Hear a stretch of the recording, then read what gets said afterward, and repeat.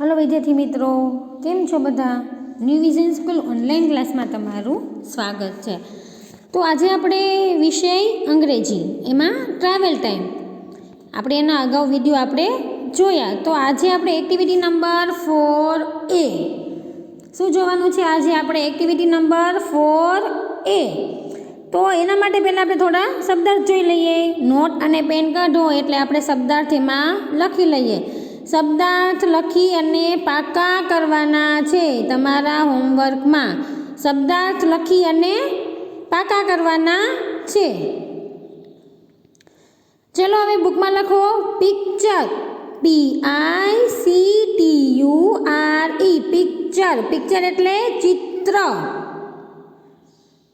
त्यार पछीनो शब्द छे सीशोर, SEASHORE सीशोर। सीशोर एटले दरिया किनारो। त्यार पछीनो शब्द छे न्यूज़पेपर, NEWSPEPER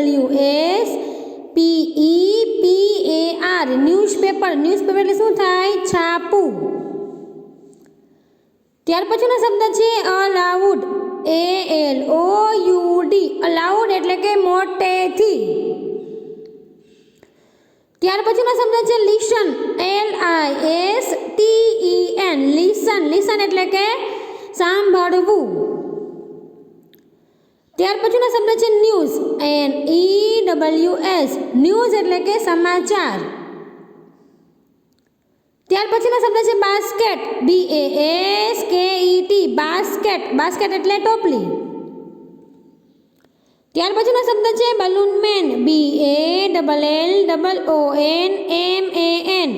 बलूनमेन। बलूनमेन एटले फुग्गावाळो। चलो शब्द बधाने लखाई गया। हवे जोईए एक्टिविटी नंबर 4A चित्र जुओ अने तेनुं वर्णन सांभळो। जोड़ीमां बेसो अने ते वर्णन मोटेथी वांचो। तमारा मित्रने संभळावो। तो नीचे आपणे कोई दरिया किनारो छे, बे भाई बेन रमे छे, फुगावाळो छे। अहींया कोई एक भाई अने एक बेन न्यूज़पेपर लईने बेठा छे। दरियामां होड़ी छे। चलो जोईए तो शुं कहेवा मांगे छे। Look at this picture. Look एटले के जुओ, धीस पिक्चर एटले के आ चित्र जुओ। देर इज द सी शोर के आ दरिया किनारो छे। दरिया किनारो होय એટલે આગળ શું લાગે? ધ, THE આર્ટિકલ ધ કે આ દરિયા કિનારો છે। Nehaben is Golu's mother. Nehaben is એટલે કે છે, ગોલુ એટલે કે ગોલુ, મધર એટલે કે માતા। નેહાબેન ગોલુની માતા છે। રોહિતભાઈ ઇઝ ગોલુઝ ફાધર કે રોહિતભાઈ ઇઝ એટલે કે છે, ગોલુઝ ફાધર એટલે કે ગોલુના પિતા। રોહિતભાઈ ગોલુના પિતા છે। Pinku is Golu's sister. પિંકુ એટલે પિંકુ ઇઝ એટલે કે છે, ગોલુ સિસ્ટર એટલે કે ગોલુની બહેન કે પિંકુ છે એ ગોલુની બહેન છે। રોહિતભાઈ હેઝ અ ન્યૂઝપેપર। હેઝ એટલે કે પાસે, ન્યૂઝપેપર એટલે છાપું। રોહિતભાઈ પાસે છાપું છે। तो जे आपने अहींया चित्र में देखाय छे एनुं नाम शुं छे? तो के रोहितभाई।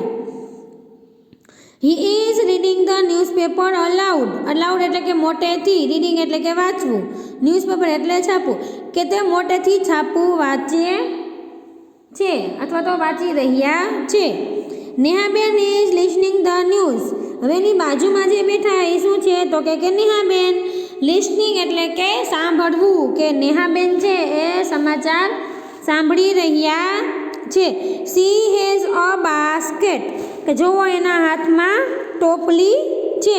हेज एटले के पासे, बास्केट एटले टोपली के तेनी पासे टोपली छे।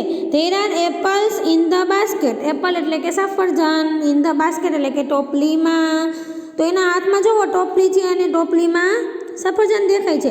तो शुं छे? There are apples in the basket के टोपलीमां सफरजन छे। Golu as Pinku are playing cricket.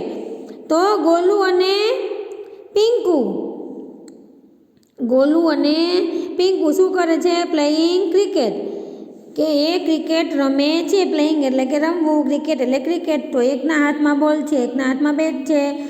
तो ગોલુ અને પિંકુ છે એ ક્રિકેટ રમે છે. ગોલુ હેઝ અ બેટ, કે ગોલુ પાસે બેટ છે. પિંકુ હેઝ અ બોલ, પિંકુ હેઝ અ બોલ, કે પિંકુના હાથમાં બોલ છે. There is a balloon man, તો અહીંયા આપણને એક ફુગાવાળો દેખાય છે. મતલબ કે ધેર એટલે કે ત્યાં, ઇઝ એટલે કે છે, બલૂન મેન એટલે ફુગાવાળો, કે ત્યાં ફુગાવાળો છે. હી હેઝ બલૂન્સ, બલૂન્સ એટલે કે ફુગા, તો તેની પાસે શું હોય તો ફુગા. જો અહીંયા એની પાસે ચિત્રમાં આપણને દેખાય છે કે તેની પાસે ફુગા છે. They go for picnic by bus, તે એટલે કે તેઓ, ગો એટલે કે ગયા, ફોર પિકનિક એટલે કે પ્રવાસ માટે, બાય બસ એટલે કે બસ દ્વારા, કે બસમાં બેસીને, કે તે લોકો બસમાં બેસીને પ્રવાસે ગયા છે. તો ખબર પડી તમને ચિત્રમાં શું શું છે, કે નેહાબેન છે, રોહિતભાઈ છે, ગોલુ છે, પિંકુ છે, આખું ફેમિલી છે એ ક્યાં પ્રવાસે ગયા છે, તો કે દરિયા કિનારે, દરિયા કિનારે એ લોકો પ્રવાસે ગયા છે. હવે નીચે આપણને શું કહે છે, જો ઉપરનો ફકરો તમારા વિશેનો હોય તો તમે તેમાં કયા નામ લખશો. ફકરામાંના નામ છે કે તે જગ્યાએ યોગ્ય નામ લખો. તમારો ફકરો વર્ગ સમક્ષ રજૂ કરો. તો આપણને શું કહે છે કે આ ફકરો છે એ આપણા વિશે હોય તો આપણે શું લખી, તો જ્યાં ગોલુના પપ્પા છે ત્યાં આપણે આપણા પપ્પાનું નામ લખવાનું, એના મમ્મીનું નામ છે ત્યાં આપણા મમ્મીનું નામ લખવાનું, ગોલુ છે ત્યાં આપણું નામ લખવાનું, પછી ગોલુની બેન છે ત્યાં આપણી બેનનું નામ લખવાનું. સમજાય છે બધાને શું કહેવા માંગે છે? ફકરામાં જે નામ હોય એની જગ્યાએ આપણને જે યોગ્ય નામ લાગે એ નામ આપણે લખવાનું છે. ચલો હવે આપણને શું કહે છે, એક્ટિવિટી નંબર 4B, જોડીમાં કામ કરો. એક્ટિવિટી નંબર 4A વાંચો, કોની પાસે શું છે તે શોધીને લખો. તો અહીંયા 4Aમાં આપણને બધું નીચે કીધું છે એ આપણે હવે જોઈએ, આપણને આમાં લખવાનું છે. પિંકુઝ મધર હેઝ, કે પિંકુની મમ્મી પાસે શું છે, તો આપણે જોયું આગળ બાસ્કેટ, તો શું લખવાનું યાદ આપણે, અ બાસ્કેટ. પછી જે પિંકુઝ ફાધર હેઝ, કે પિંકુના પપ્પા પાસે શું છે, તો આગળના ચિત્રમાં જુઓ તમે શું છે, તો કે ન્યૂઝપેપર, તો લખો ચલો અ ન્યૂઝપેપર. પછી છે નેહાબેન્સ ડોટર હેઝ, કે નેહાબેનની છોકરી પાસે શું છે, તેનું નામ શું છે, પિંકુ. પિંકુ પાસે શું છે, બોલ, તો લખો ચલો અ બોલ. ત્યાર પછી છે રોહિતભાઈ સન હેઝ, રોહિતભાઈનો છોકરો, રોહિતભાઈના છોકરા પાસે શું છે, રોહિતભાઈનો છોકરો કોણ, તો કે ગોલુ. ગોલુ પાસે શું છે, બેટ, તો લખો અ બેટ. હવે એક્ટિવિટી નંબર 4C, નીચે આપેલા શબ્દો એક્ટિવિટી નંબર 4Aમાં કેટલી વાર આવ્યા છે તે ગણો અને લખો. તો હવે હેઝ કરીને છે, તો આપણે અહીંયા આગળ જોવાનું છે કે હેઝ આપણને અહીંયા કેટલી વાર આપેલું છે. હેઝ અહીંયા જેટલી વાર હોય એ આપણે અહીંયા લખવાનું છે. આજનું તમારું હોમવર્ક છે, હેઝ જેટલી વાર આવેલો હોય એ ગણીને લખવાનું. પછી ઇઝ, પછી મધર, પછી ગોલુઝ, પછી ધેર, પછી પિંકુ, પછી સી, પછી આર. તો આ જેટલા શબ્દો આપણે આગળ એક્ટિવિટીમાં જેટલી વાર આવ્યા હોય એ આપણે અહીંયા લખવાનું છે. ચલો હું તમને એક બતાવી દઉં.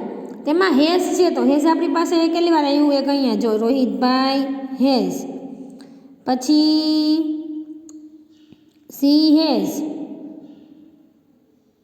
પછી ગોલુ હેઝ, પછી પિંકુ હેઝ, પછી હી હેઝ.